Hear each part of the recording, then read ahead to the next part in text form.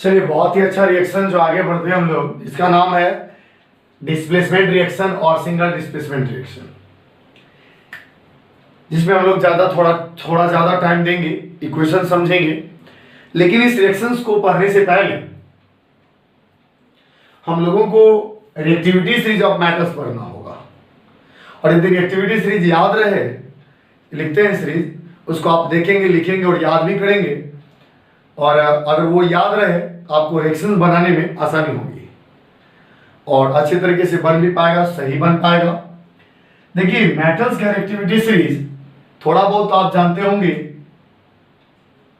बाकी हम बता रहे हैं क्या है।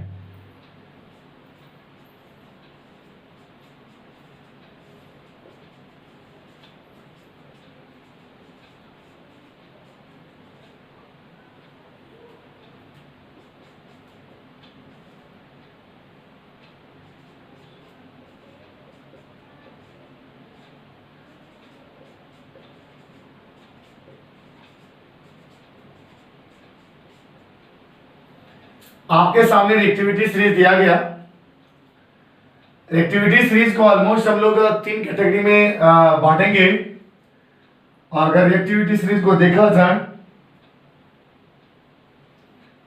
यहां देखिए,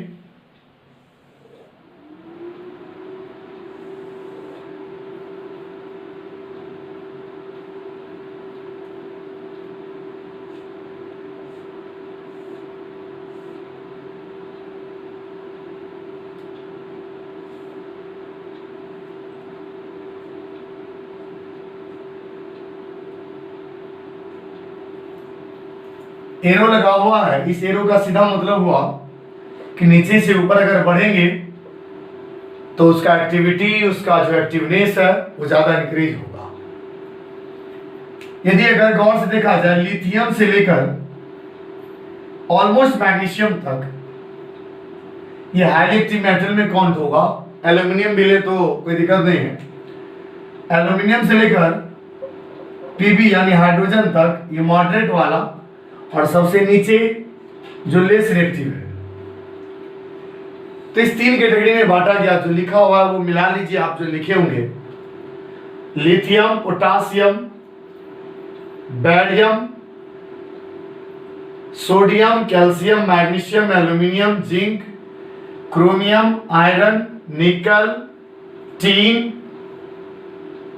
पीबी, लेड हो गया, हाइड्रोजन एक लेवल का काम करता है, copper, Hg, Ag, Au, Pt।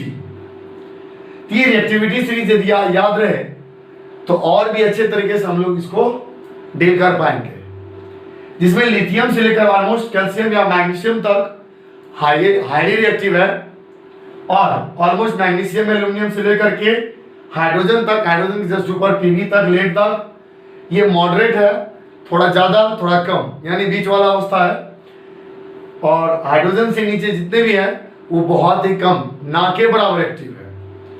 तो कहने का, और सबसे कम तो आप गोल्ड और प्लैटिनम की बात करेंगे। गोल्ड और प्लैटिनम किसी के साथ रिएक्ट ही नहीं करता।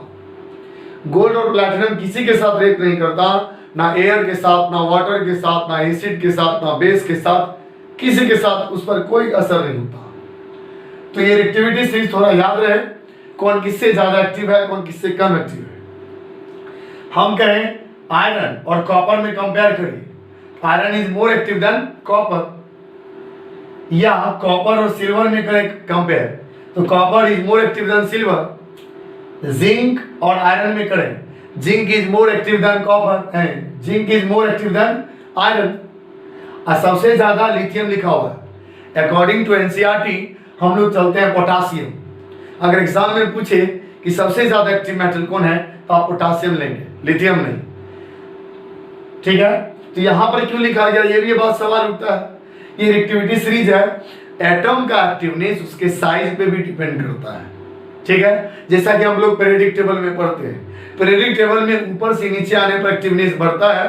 तो आप जैसे फर्स्ट में आएंगे, फर्स्ट ग्रुप में, तो हाइड्रोजन हुआ, लिथियम हुआ, सोडियम हुआ, पोटासियम हुआ, रुबिडियम हुआ, सीजियम है, फ्रांसियम 1 2 3 4 5 6 7।